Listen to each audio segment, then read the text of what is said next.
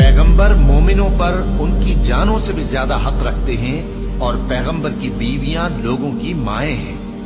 اور رشتہ دار آپس میں کتاب اللہ کی روح سے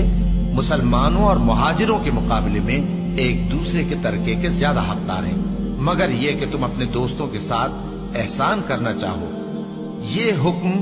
کتاب یعنی قرآن میں لکھ دیا گیا ہے،